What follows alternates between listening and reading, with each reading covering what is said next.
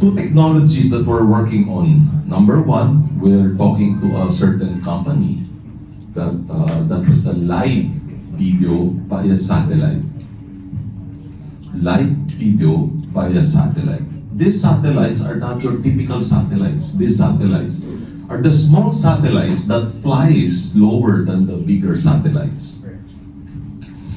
Obviously, that's the reason why I said we're working on it, simply because of payments and costs and expenses.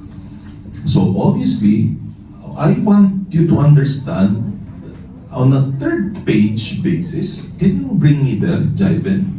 Yung third page, yung book now.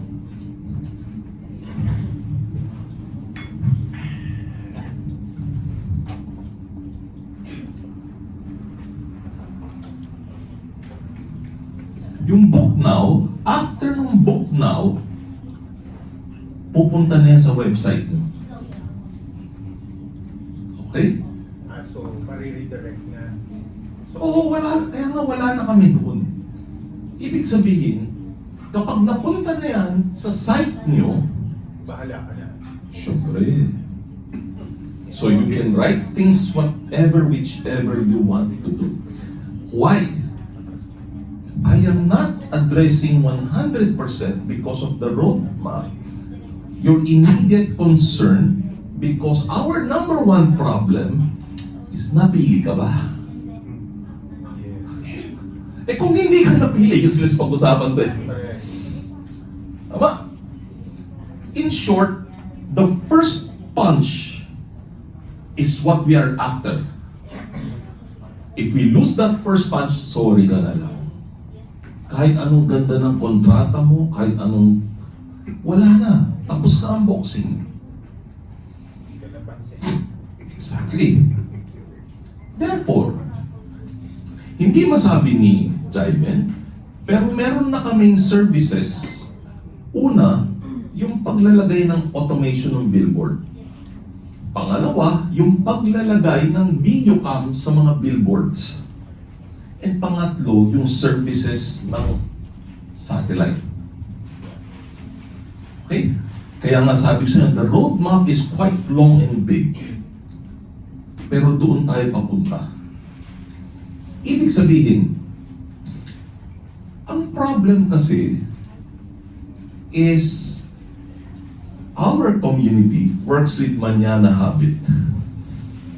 Kapag last minute na, nagkakaubusan na ng oras, saka naghahabol. Correct. So ano mauna? Mag-okay lang o mamili? Obviously, it's mamili. Kasi probably, maski makita yung site mo, hindi naman siya ang bibili. Let's always remember, we are talking to media buyers. Ang importante sa kanila, in fact, we have data that says every Friday parating bugbog ang mga tao kasi magbabakasyonan yung mga tao. Pagdating ng Friday, iiwanan ka ng sangkatutak na problema. In short, if you try to look at time and you are not there in the first punch, goodbye. Okay? So, the first punch is what we are addressing with the DSP. And the second punch, we're ready for it. So that we can create a knockdown. In fact, hindi rin ma-elaborate ni Jaiben kasi nga, nasa fourth phase yung digital check, digital contract, and digital signature. Why? We want to create competition sa buyers. Bakit? Kasi mabilis i-book na ngayon eh. If you don't create that competition, ay Monday, sir, research po sa akin ha. Eh kasi alam nila, walang ibang process. Diba? Pero pag alam nila, only one product left. Pag-uuna, bilhin nga nila, one product left na lang eh. Again, It's called strategies. In short, what we created is a platform for you to strategize more than anything else. So, according to timing, according to purchase, according to the process flow, and that is why I'm so glad that these young people have tried to study yung process flow nila. So, meron ba tayong solution sa Ocular? As I've said, alam nyo, ang number one talo natin sa social media is yung nag-advertise, which is a BM, an MB, media buyer. Ayaw naman nila mag-Ocular sa totoo lang Kung pwede lang i-skip, nakita ko na yan. Yung pala sa video lang nakita. To cut it short, eto, nakikita nyo litrato. Pagpasok sa website niyo, maglagay na kayo ng video. Maglagay na kayo, makikita na nila on the spot. Kung gusto niyo mag-provide ng first lane, second lane, medium lane, third lane, fifth lane, do it for the convenience. And I can assure you, according to our statistics, convenience rules. Okay? So, yes, is it a valid concern? It is. We have been considering them. That's why we try to talk to the satellite companies. We try to discuss with the video company. And we have already proven that the system that Edward has placed as a video really works. Especially with 5G. In fact, alam niyo yung automation mga billboard namin, ang expense lang namin 300 pesos a month. Ano yung gamit namin card?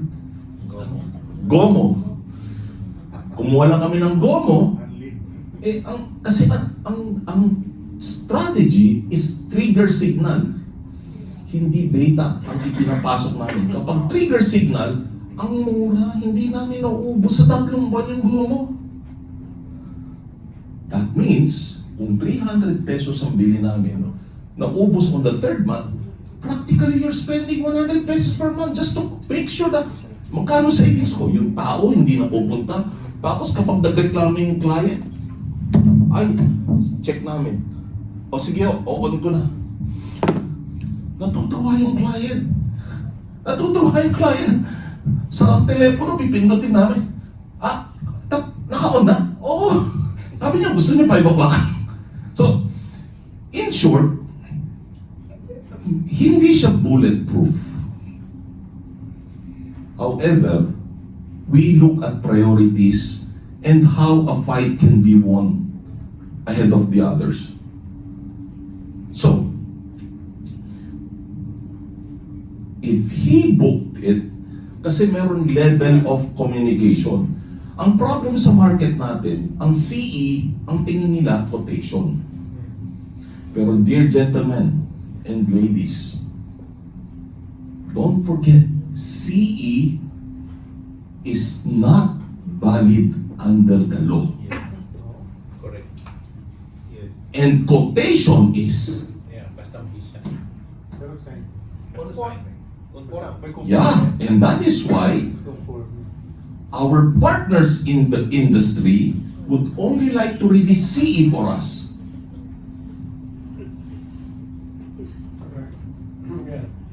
And that's the reason why I did not forget to consider PDF documents because they're registered and e-signed because they're registered.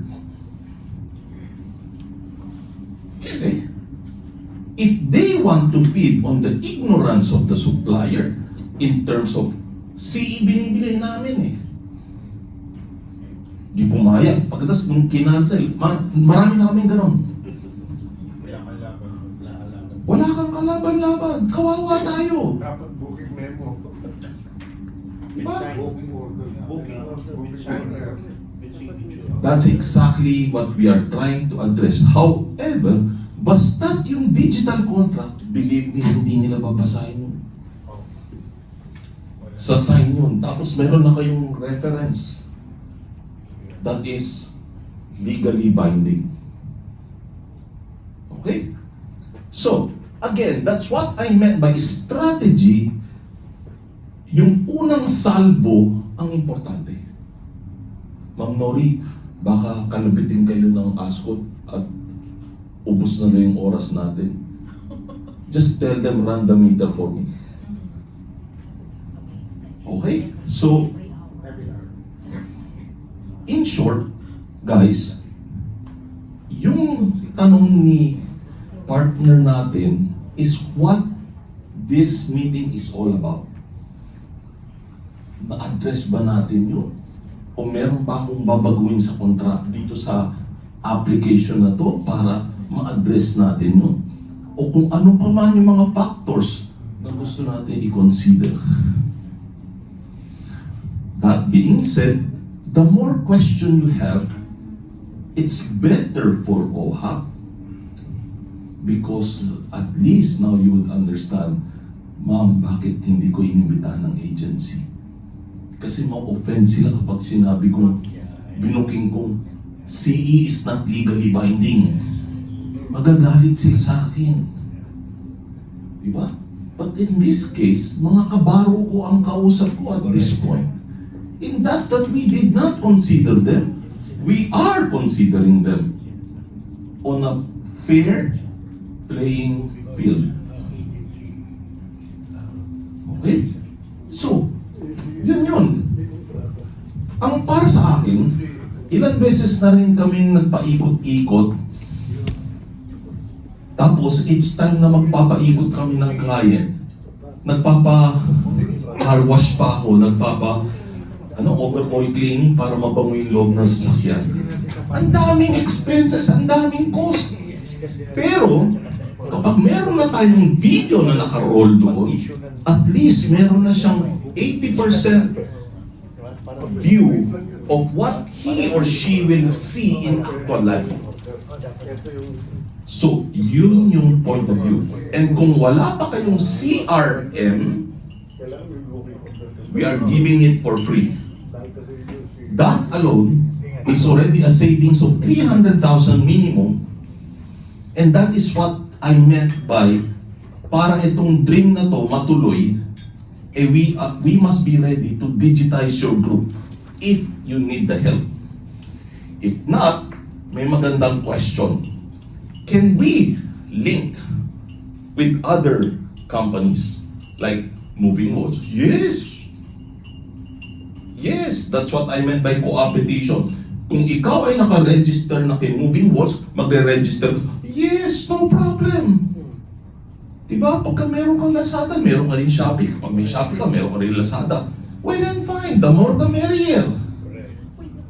The only question is, kapag ikaw kasali ka sa isang grupo na alam niyang totally wala kang access, wala kang control, then that's a good collar on your neck.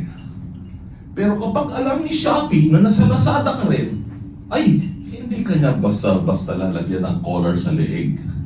Now we have leveled the playing field. I think that's my main purpose as a business position and business design in favor of us. Case in point, meron kang billboard, binenta ko. Tapos, gusto mong malaman kung ano yung datos, bakit binili. Hindi siya ibibigay. Kasi marketing ako eh. Supplier kita eh. Ako ang kausap mo, hindi client eh. Pero, in our case, ay hindi. Ang gamit naming highway ay si AIX. Ang nag-uusap, kami ng client. That is the biggest difference in this undertaking. Ito na ngayon ang kakaibahan. Kapag ang isang marketing arm bumibenta na, wala silang pakialam sa infrastructure. Kami, ang trabaho namin, infrastructure. So we will have to keep on developing that infrastructure hanggat makarating tayo doon sa roadmap that we are wishing it to happen. Yun na yung case in point. Yung pinoproblema ni June. And by the way, hindi lang ni-roll up lahat ni Jaiben, ipagpapaumanhin ninyo na ang OHAP ay merong printer. Kaya dito sa mga categories na dito sa ibaba, meron din printer actually. So hindi na rin kami pwede mag-overprice, hindi. Pati kayo mismo, magkakaroon kayo ng fair market value. Yes, ang daming usapan sa printing, guarantees, so and so forth. We understand. So, kanina yung chart nyo sa taas, yung prints, this is it. Okay? Meron isang magic dyan na yung solution na sinasabi namin sa inyo. Sabi ni Jayden, pwede kong i-link up yan sa social media. Can you favor the group in opening an Atoy app? Or even a C+ app? Or whichever app that can be done as I talk to them? Familiar na ba kayo sa white label solutions? Ang white label solutions is practically behaving in creating a software without us being the ownership. Ang ibig sabihin, kapag tinatakan ko ng OHAP yan, maski hanapin mo, wala dyan ang AIX. Yun ang white label solutions. Ang ibig rin sabihin, halimbawa, ang nilalabas nila ay isang app. Ang isang app na gamit ni Chinky sa grupo nila. In that app, pwede tayong pumasok.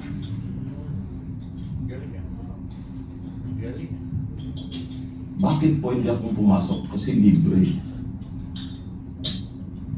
Rating ko kasi libre.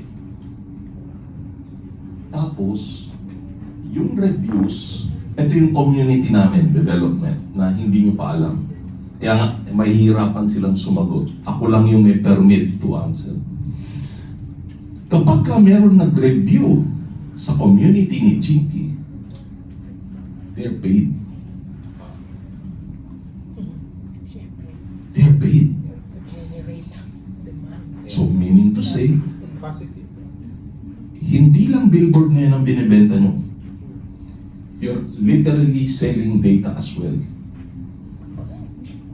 Ang difference, you get 25% share. The infrastructure gets 25%. The influencer or the owner gets 25%. And the member who reviews gets 25%. Equally shared amongst. And that is why nagkakaroon na tayo ng internet. Okay? We have entered successfully the internet. Okay? So, sabi sa akin nung biggest billboard company sa atin, Abong, nasubukan na namin yan kapag app walang nagda-download eh. Nasubukan na namin yan. Sabi ko, kami rin nasubukan na namin. Ang dami namin app, ang hirap i-push. Except that which may common grounds or interest, which we have been studying for almost a decade. For example, hindi ko naman pinersa na si Chinky Tan merong 6 million followers. Hindi ko naman pinilit yun. And si Chinky may choice. Kapag ang iyong ads na ipinapasok doon sigarilyo na ayaw niya, hindi niya papapasukin. In short, maghahanap tayo ng ibang communities who will be interested in your type of product that is being advertised. So, why also? Dati, kapag ka mag-advertise si C-Oil kay Atoy, wala.